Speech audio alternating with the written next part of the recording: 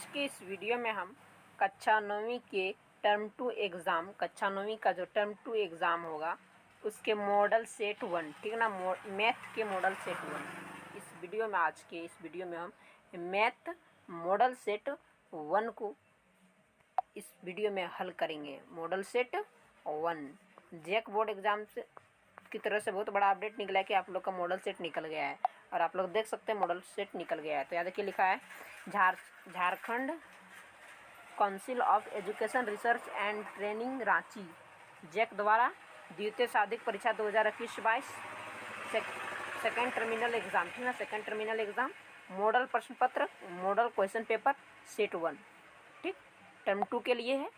वर्ग 9 विषय गणित पूर्णांक 40 नंबर का रहेगा, कुल 40 नंबर का रहेगा और टर्म 1 में भी 40 नंबर का रहा था।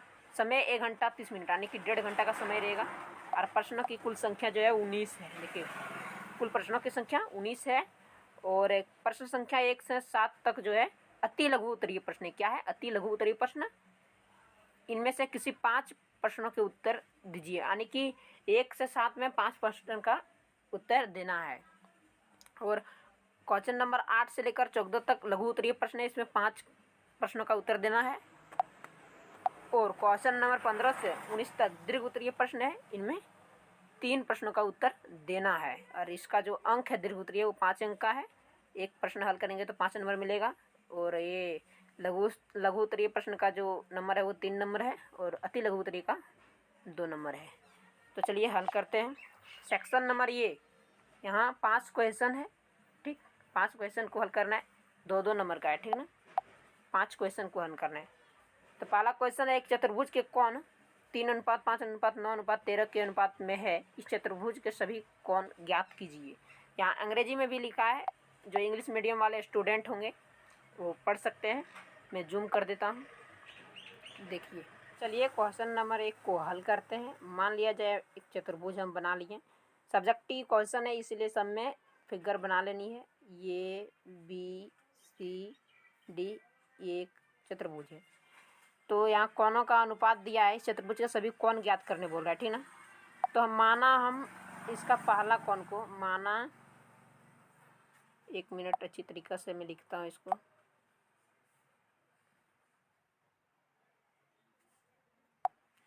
माना इसका जो पहला कोण है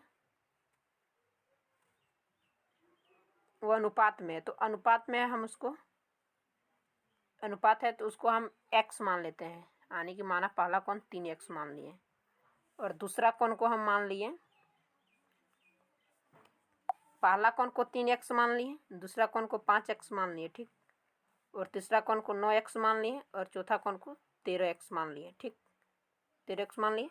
अब हम यहाँ क्या करेंगे कि चतुर्भुज जो होता है, ठीक ना, इसके चारों कोणों का योग जो होता है, चारों कोणों का जो योग होता है वो कितना होता है? चारों कोणों का योग 360 डिग्री।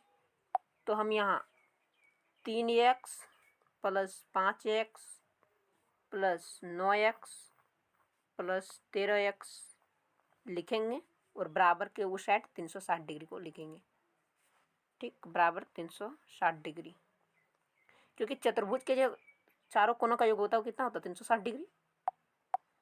और यहाँ 4 कोण यहाँ दिया है, इसमें सभी कोणों का मान ज्ञात करने बोल रहा है, यानी कि ये अनुपात में है तो कोण यहाँ नहीं दिया है, x मान लिए हम, 3x कोणों को मान लिया। अब इसको हल करते हैं।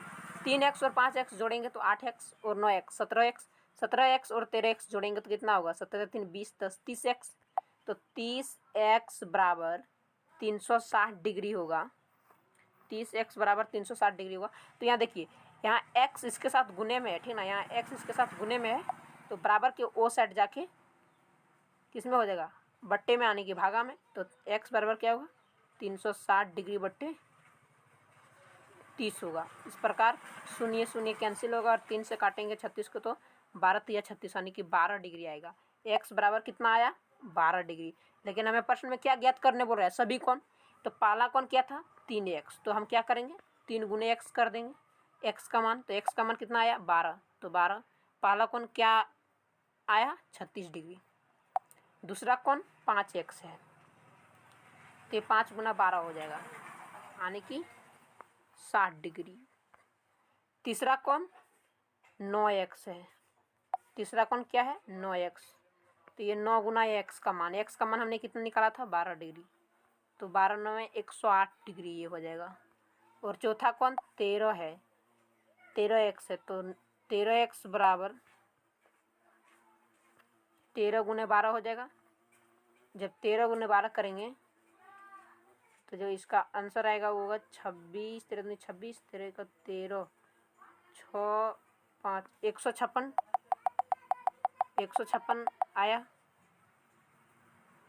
ये चौथा कोण का मान आया। पहला कोण का मान कितना आया 36 डिग्री, दूसरा कोण का माप कितना आया 60 डिग्री, और तीसरा कोण का माप कितना आया 108 डिग्री, और चौथा कोण का 156 डिग्री। ये हो जाएगा इस प्रश्न का आंसर। क्वेश्चन नंबर 1 का आंसर ये होगा। अब चलते हैं अगला क्वेश्चन की ओर। अगला क्वेश्चन नीचे दी गई आकृति में केंद्र O वाले एक वृत्त पर 3 बिंदु A, B और C इस प्रकार है कि कोण BOC बराबर 30 डिग्री है और कोण AOB बराबर 60 डिग्री है। यदि चाप ABC के अतिरिक्त वृत्त पर D एक बिंदु है तो ADC ज्ञात कीजिए। ADC ज्ञात कीजिए। यहाँ इंग्लिश में भी दिया है, इंग्लिश में भी आप लोग पढ़ लीजिए। मैं इसको जूम कर देता हूँ, पढ़ लीजिए अच्छी तरीक़ा से। उसके बाद यहाँ फिगर देखिए, यहाँ फिगर जो दिया है ये वृत्त दिया है, इसमें ADC ज्ञात करने बोला, यानी ADC यानी कि ये वाला कोण यहाँ ज्ञात करने बोल रहा है। ठीक, तो चलिए इसको हम कॉपी में हल करते हैं। क्वेश्चन नंबर 2 का हम फिगर यहाँ बना लिए, अच्छी तरीक़ा से नहीं बना, रफली बनाए हैं। ठीक, तो यहाँ कोण AOB कितना दिया गया है 60 डिग्री, आप लोग देख सकते हैं कोण AOB 60 डिग्री दिया गया है, और कोण BOC कितना दिया गया है 30 डिग्री। तो अब हम यहाँ ज्ञात करने क्या बोल रहा है कोण ADC, यानी कि ये वाला कोण ज्ञात करने बोल रहा है। कोण ADC ये वाला कोण ज्ञात करने बोल रहा है। तो सबसे पहले सब्जेक्टिव में ऊपर में यहाँ हल लिखना है। क्या लिखना है हल, उसके बाद ये सब लिख देनी है। उसके बाद यहाँ क्या करना है, इसको मैं हल करता हूँ, आप लोग नोट करते जाइएगा। देखिए कोण AOC को आप लोग ध्यान से देखिए, कोण AOC में 2 कोण बना है, एक बना है AOB यानी कि 60 डिग्री वाला कोण, एक बना है 30 डिग्री वाला कोण। जब हम दोनों को जोड़ देंगे तो AOC का मान आ जाएगा। तो हम यहाँ सबसे पहले लिखते हैं कोण AOC बराबर कोण AOB प्लस कोण BOC। तो AOC का मान निकालेंगे हम 60 डिग्री प्लस 30 डिग्री होगा, यानी कि AOB प्लस BOC होगा। 60 और 30 जोड़ेंगे तो 90 होगा, यानी कि 90 डिग्री मान निकला किसका कोण AOC का। AOC का मान यहाँ से यहाँ तक कितना आया 90 डिग्री आया, AOC का मान 90 डिग्री आया। उसके बाद वृत्त का एक गुण है कि यहाँ देखिए चाप है, ये सी क्या है एक चाप है। ठीक, ये सी एक चाप है। तो यहाँ लिखेंगे चूंकि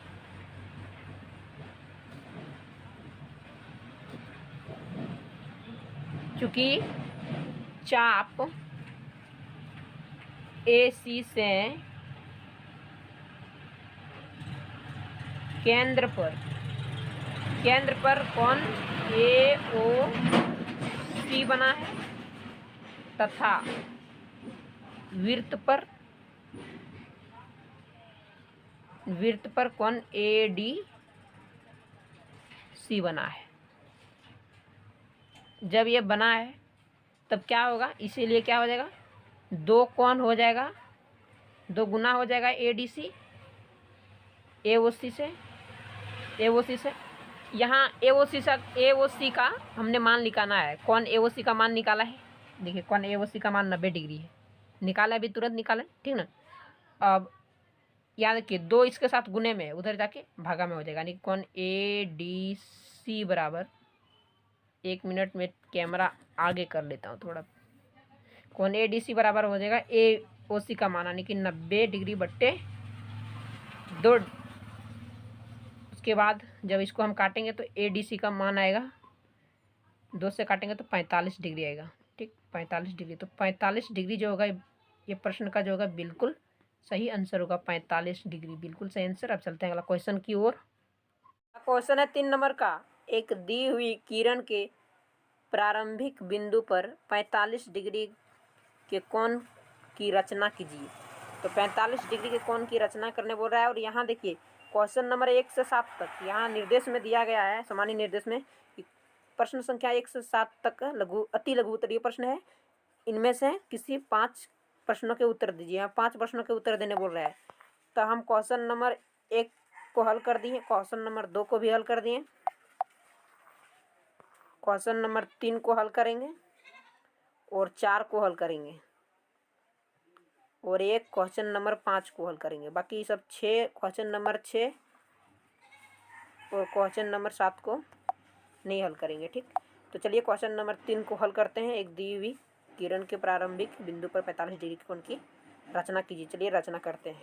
कॉपी के क्वेश्चन नंबर 3 में 45 डिग्री कोण का रचना करते हैं। सबसे पहले आप लोग को एक प्रकार लेनी है और एक चांद लेनी है और एक कटर लेनी है और एक रबड़ लेनी है।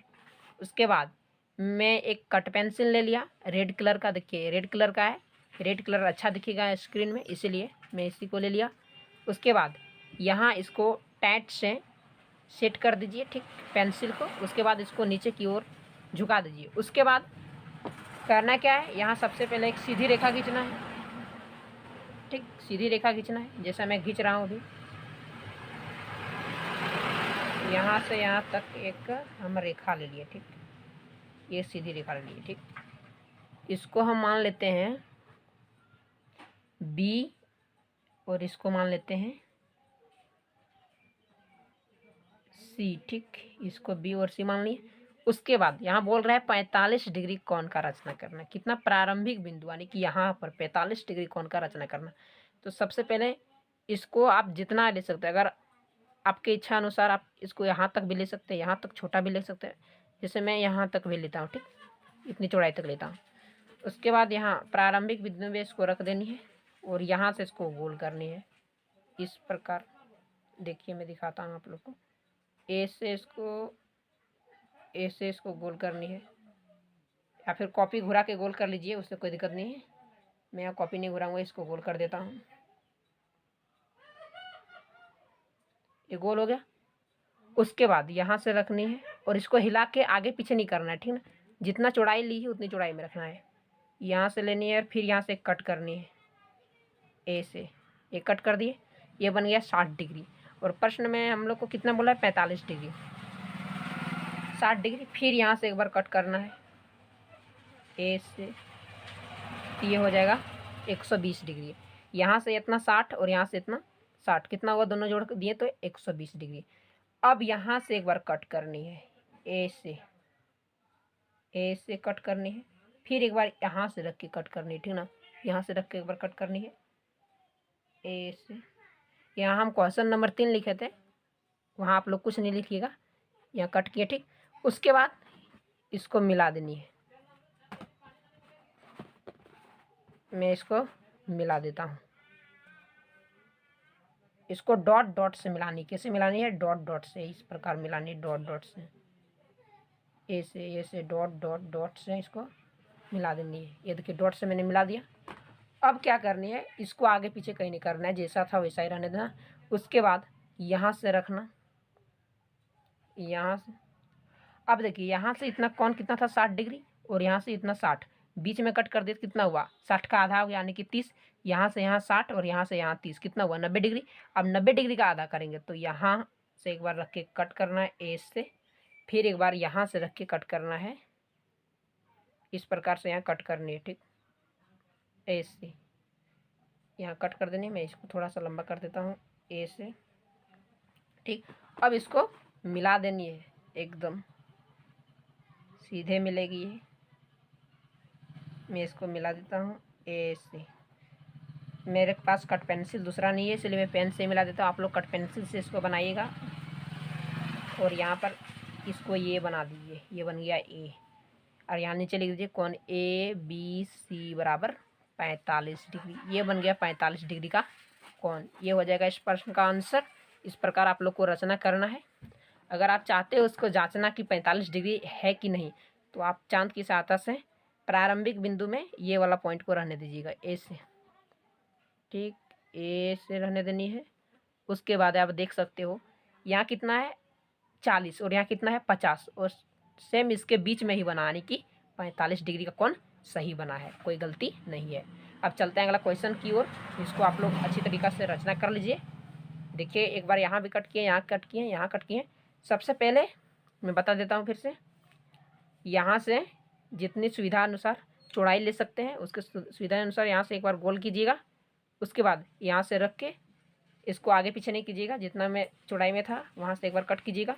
फिर जहाँ कट किए वहाँ से फिर एक बार आगे यहाँ कट कीजिएगा, तो यहाँ से यहाँ 60 डिग्री का कोण बनेगा। फिर यहाँ से यहाँ 60, 120 डिग्री। उसके बाद यहाँ से एक बार कट करनी है ऐसे, और यहाँ से एक बार ऐसे, तो उसकी आधी हो जाएगी, यानी कि 60 की आधी। यहाँ से इतना 60 है और यहाँ से इतना 60 है, तो यहाँ 60 की आधी करेंगे तो कितना होगा 30, और इधर 60 था, दोनों जुड़ेंगे 90 डिग्री बन गया। अब यहाँ से एक बार कट करना है ऐसे, और एक बार यहाँ से कट करना है, तो 90 का आधा हो जाएगा 45। ये 45 डिग्री का कोण बन गया। अब चलते हैं अगला क्वेश्चन की ओर। 45 डिग्री कोण की रचना कर लिए। अब क्वेश्चन नंबर 4 को हल करेंगे। क्वेश्चन नंबर 4 है, एक त्रिभुज का क्षेत्रफल ज्ञात कीजिए जिसकी दो भुजाएं 8 सेंटीमीटर है, 11 सेंटीमीटर है, और जिसका परिमाप 32 सेंटीमीटर है। यानी कि ये क्वेश्चन जो है वो हीरोन के सूत्र से है, और ये क्वेश्चन मैंने आप लोग को हल करवाया था पिछले वीडियो में। हीरोन के सूत्र के वीडियो में सेम वही क्वेश्चन यहाँ दिया गया है। तो चलिए इसको हल करते हैं। ये क्वेश्चन नंबर 4 को हल करते हैं।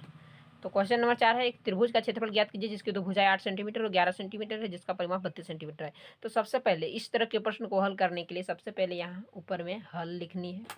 जैसे मैं यहाँ लिखता हूँ पेन से, हल लिख दिया। उसके बाद यहाँ क्या करनी है, एक कट पेंसिल लेनी है, उससे यहाँ सबसे पहले त्रिभुज का आकृति बनाना है। तो बोलता है एक त्रिभुज का क्षेत्रफल ज्ञात कीजिए। तो सबसे पहले हम त्रिभुज को यहाँ बनाएंगे, ठीक, ए से इस प्रकार, ऐसे मैंने एक त्रिभुज बनाया, ठीक, ये मैंने बना दिया त्रिभुज। इसको नामांकन करता हूँ ABC। इसका ये भुजा है 8 सेंटीमीटर, ये है 11 सेंटीमीटर, और ये ज्ञात करेंगे अभी, ठीक। तो चलिए इसको हल करते हैं। तो यहाँ देखिए दो भुजा दिया, एक दिया है 8 सेंटीमीटर, एक दिया है 11 सेंटीमीटर, और परिमाप कितना दिया है 32 सेंटीमीटर, यानी कि 3 भुजा है, इसमें एक भुजा को ज्ञात करना है। तो कैसे ज्ञात करेंगे, यहाँ सबसे पहले लिखना है चूंकि त्रिभुज का परिमाप बराबर कितना दिया है 32 सेंटीमीटर, तो यहाँ 32 सेंटीमीटर लिखनी।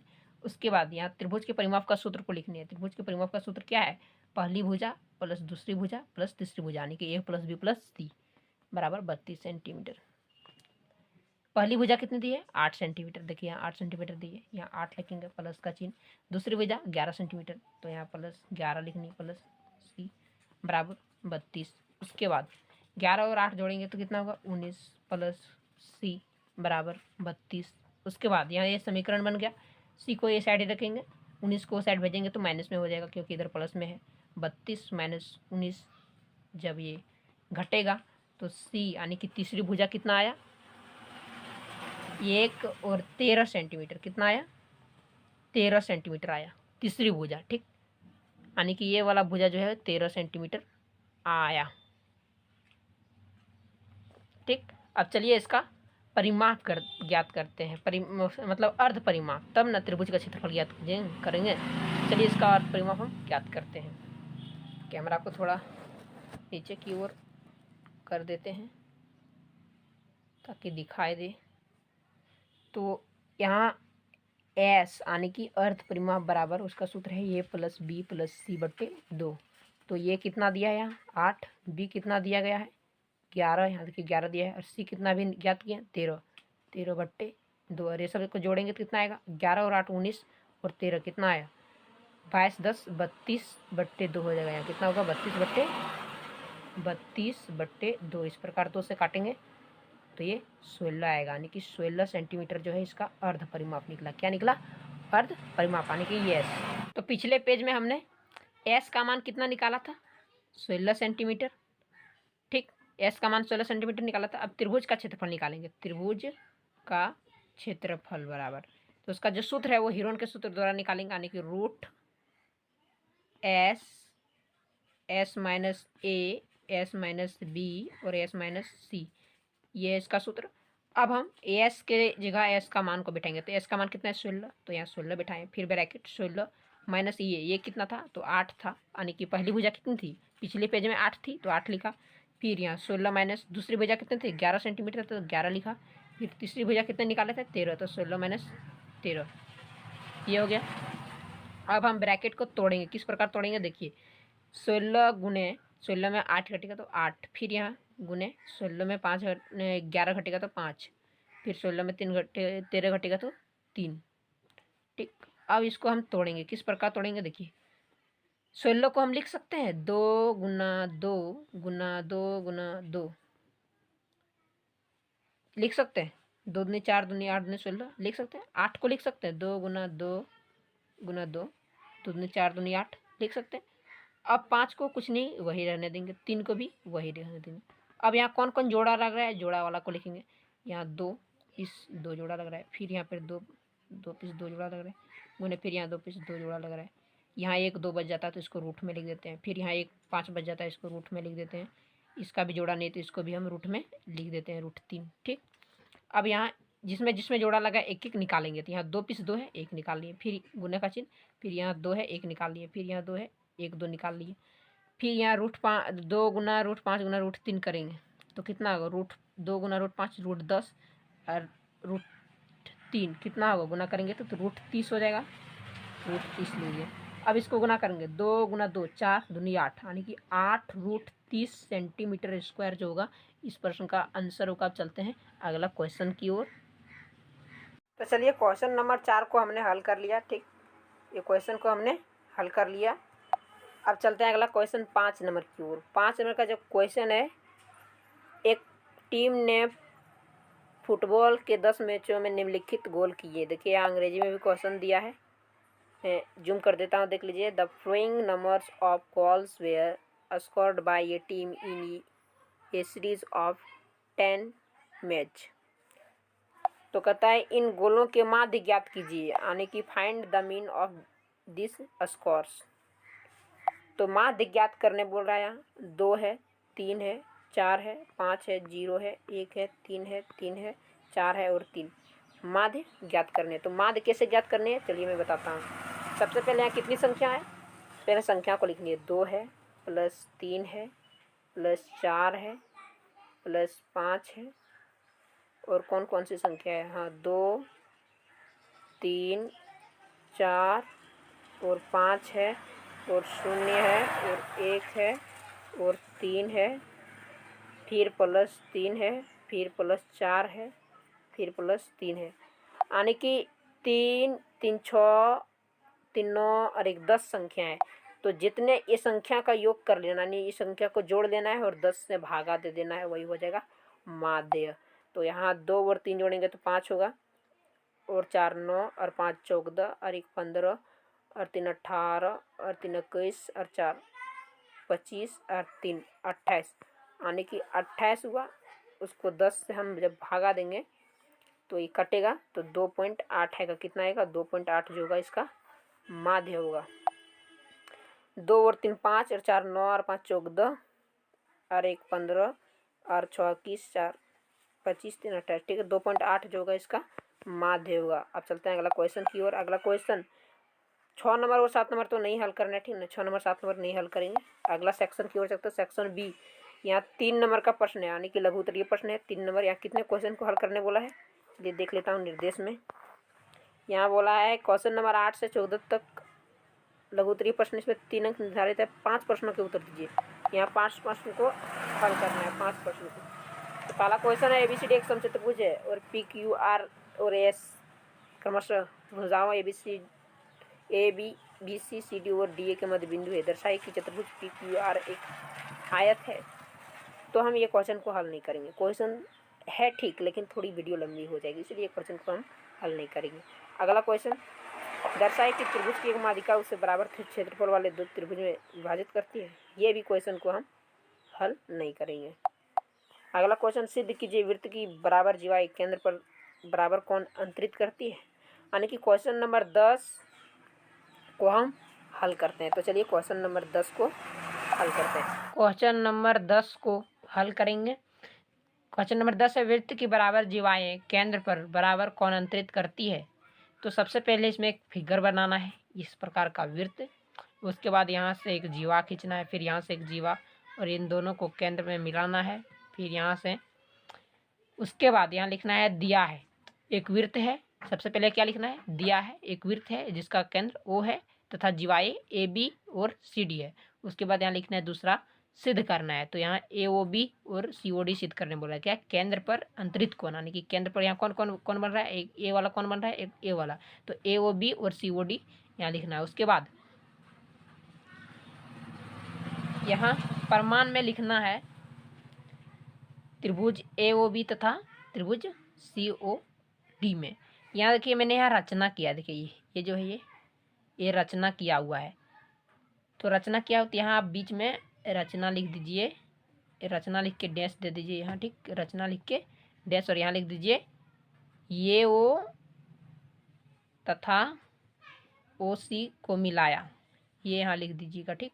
उसके बाद यहाँ प्रमाण लिखिएगा नीचे। उसके बाद त्रिभुज ए ओ बी तथा त्रिभुज सी ओ डी लिखिएगा, यानी कि त्रिभुज ए ओ बी और त्रिभुज सी ओ डी, उसमें ए बी बराबर सी डी, ए बी और सी डी यहाँ दिया है, और ओ ए बराबर ओ सी, ओ ए बराबर ओ सी ये भी दिया है, और ओ बी बराबर ओ डी, ओ बी जो होगा ये इसके बराबर होगा, यानी कि ओ डी के बराबर। तो कौन से त्रिभुज के गुण से समक्षम होगा?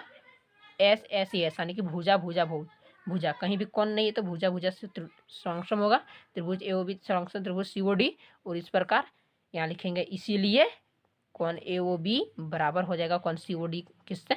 सी पी सी टी से। ये होगा प्रूव्ड, ये हो जाएगा इस प्रश्न का आंसर, क्वेश्चन नंबर 10, यानी कि ये सी पी सी टी से प्रूव्ड हो गया। अब चलते हैं अगला क्वेश्चन की ओर। हम क्वेश्चन नंबर 10 को हल कर लिए, ठीक, क्वेश्चन नंबर 10 को हल कर लिए, ये प्रमेय था, ठीक। अगला क्वेश्चन 11 नंबर का है। अधे एक रेखा दो संकेंद्री वृत्तों को जिनका केंद्र वो है ए बी सी और डी पर प्रतिच्छेद करे तो सिद्ध कीजिए कि ए बी बराबर सी डी है। देखिए आकृति, यानी कि यहाँ ये आकृति दिया गया है, इसमें यह सिद्ध करने बोल रहा है, ठीक ना। इसको आप लोग अपने से हल कर लीजिएगा, ये किताब में है, ठीक, ये किताब में है गाइड में, उसमें से भी देख के आप हल कर सकते हैं, ठीक है। ये प्रश्न को मैं हल करता, लेकिन वीडियो लंबी हो जाएगी। अब चलता है अगला क्वेश्चन। अगला क्वेश्चन 12 नंबर। निम्नलिखित प्रश्नों को आरोही क्रम में व्यवस्थित किया गया है। यदि आंकड़ों का माध्यक 63 हो तो x का मान ज्ञात कीजिए। तो ये क्वेश्चन को हम हल करेंगे। तो चलिए 12 नंबर के क्वेश्चन को हल करते हैं। यानी कि जितने भी शॉर्टकट, आने की आधा मतलब पूरा वीडियो लंबी नहीं होनी चाहिए, क्योंकि वीडियो लंबी होना जैसे लोग नहीं देखते वीडियो, इसलिए क्वेश्चन नंबर 12 जो है उसको हल करने में ज़्यादा समय नहीं लगेगा। चलिए क्वेश्चन नंबर 12 को हम हल करते हैं। देखिए क्वेश्चन नंबर 12 को हमने हल कर लिया। क्वेश्चन नंबर 12 था, निम्नलिखित प्रश्नों को आरोही क्रम में व्यवस्थित किया गया है। यदि आंकड़ों का माध्यक 63 हो तो x का मान ज्ञात कीजिए। तो यहाँ देखिए आंकड़ा था, ठीक ना, यहाँ प्रश्न था, तो माध्यक कितना दिया था? 63 दिया था, ठीक। कुल संख्या कितनी थी? 1 2 3 4 5 6 7 8 9 10 संख्या थी, यानी कि सम संख्या थी। अब हम 63 को इस साइड रखें, बराबर में x प्लस 2 बटे 2 कर दिए। उसके बाद ये सबको जोड़ें तो 2x प्लस बटे 2 हुआ, और 63 के नीचे कुछ नहीं है तो 1। इस प्रकार हमने क्रॉस मल्टीप्लाई गुना किया। कैसे गुना किया? क्रॉस मल्टीप्लाई, यानी कि 2x प्लस 2 इस साइड रख दिए, और 63 गुना 2 किया तो कितना हुआ? 63 गुना 2 करेंगे, यहाँ 63 गुना 2 किया तो 126 आया। इस प्रकार 2x को इधर रखा, और 2 यहाँ वो साइड भेज दिए तो उधर माइनस में हो गया, तो 124 आया। और फिर यहाँ x गुने में था, इसलिए 2 उधर जाके x के साथ 2 यहाँ गुने में था, 2 उधर जाके भगे में हो गया, भागा में बट्टे में, और x बराबर 124 बटे 2 हुआ। इस प्रकार जब हम इसको काटें तो 62 आया आंसर, यानी कि जो x का मान था वो कितना था? 62। अब चलते हैं अगला क्वेश्चन की ओर। क्वेश्चन नंबर 12 को हमने हल कर लिया, ठीक ना। क्वेश्चन नंबर 12 को अब चलते हैं अगला क्वेश्चन की ओर।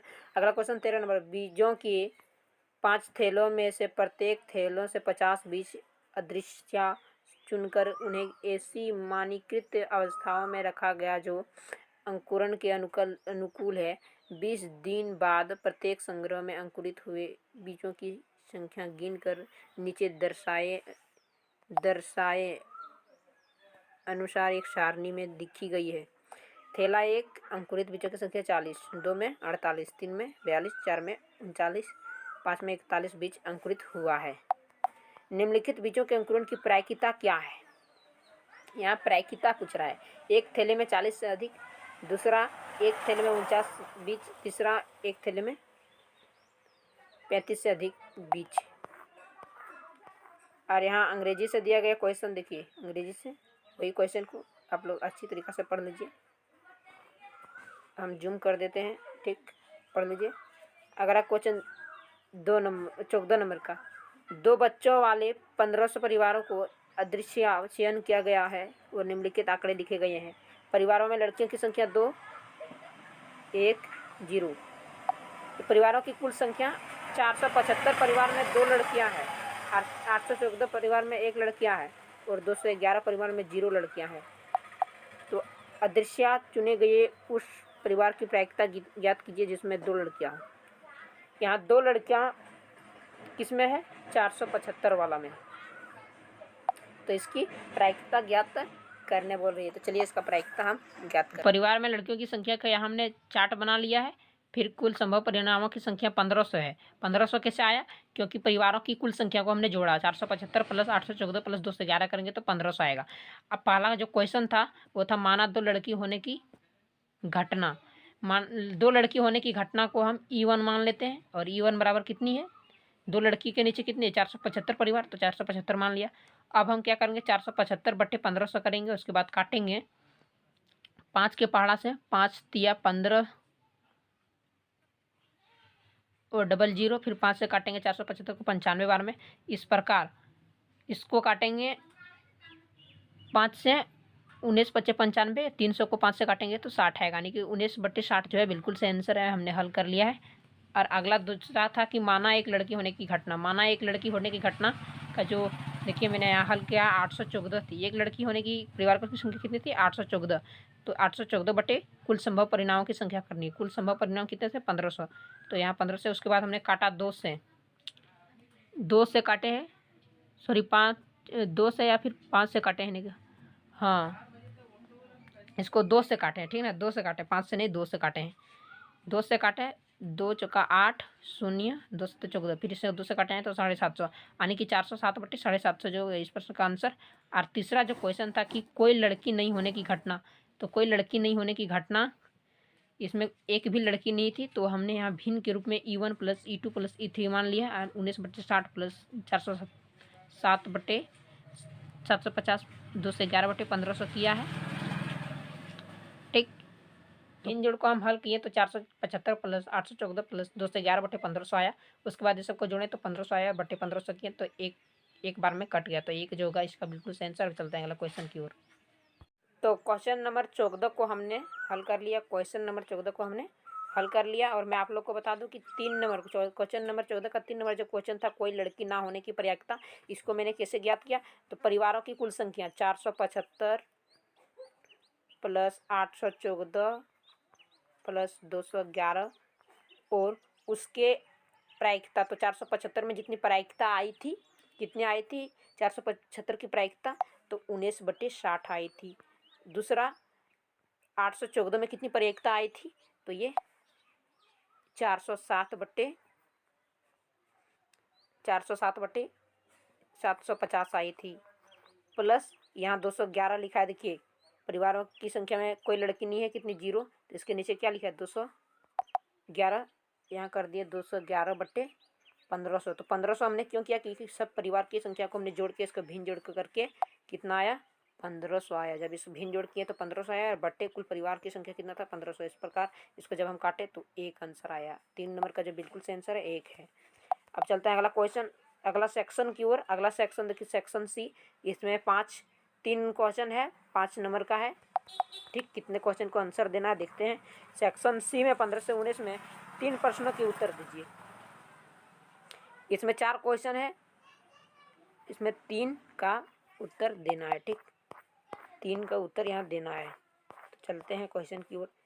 समांतर चतुर्भुज ABCD के विकर्ण BD पर 2 बिंदु P और Q इस प्रकार स्थित है कि DP बराबर BQ है।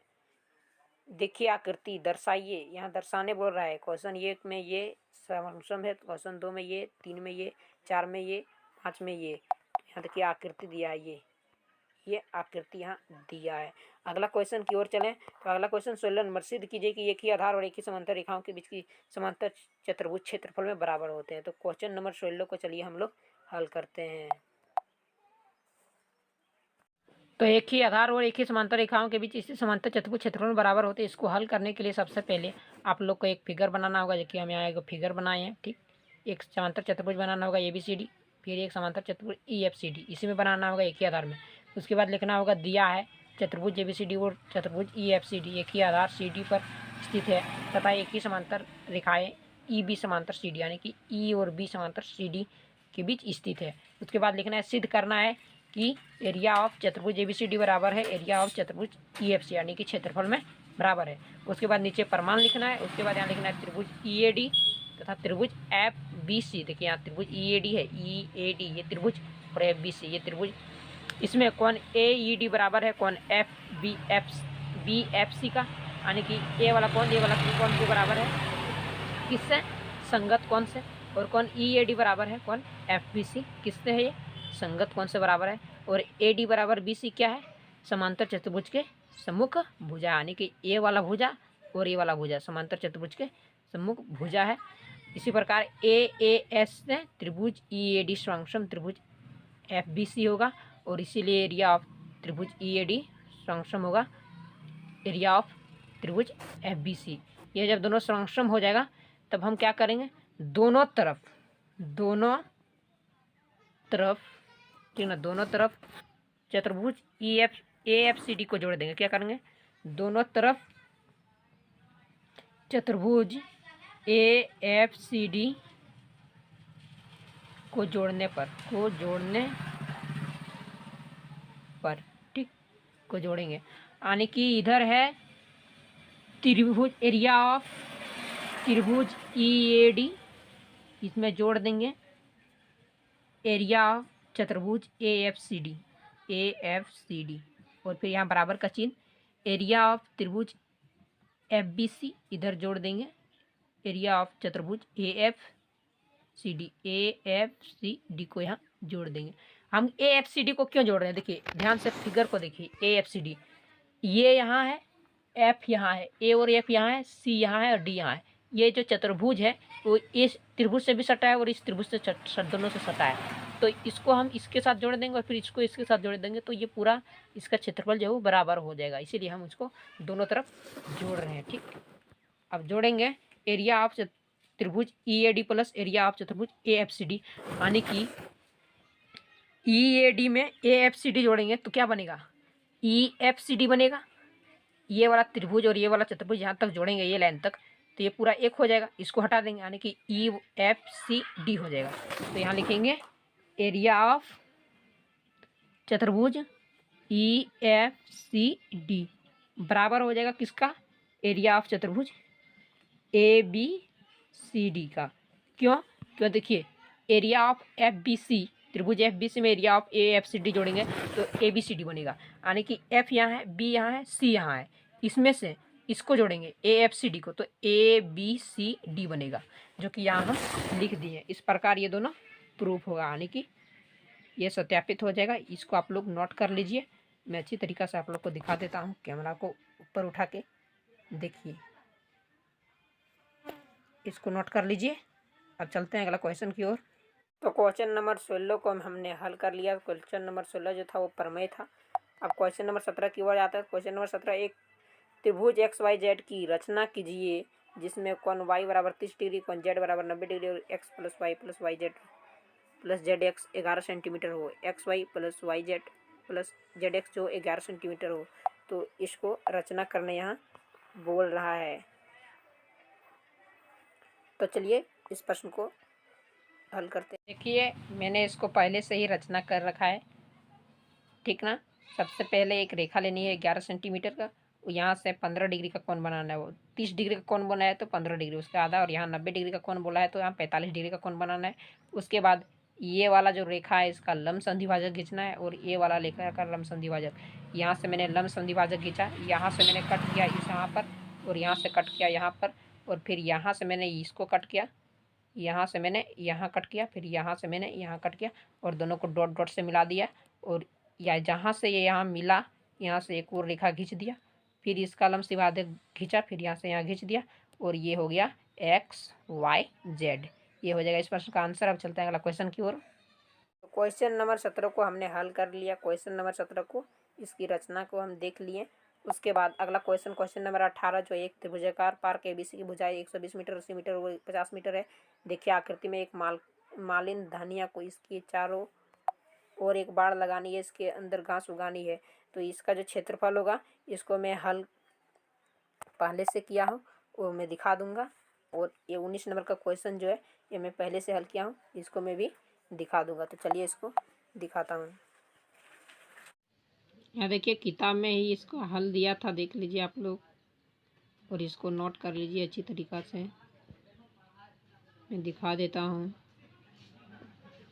अब चलते हैं अगला क्वेश्चन 19 नंबर की ओर, इसको नोट कर लीजिए।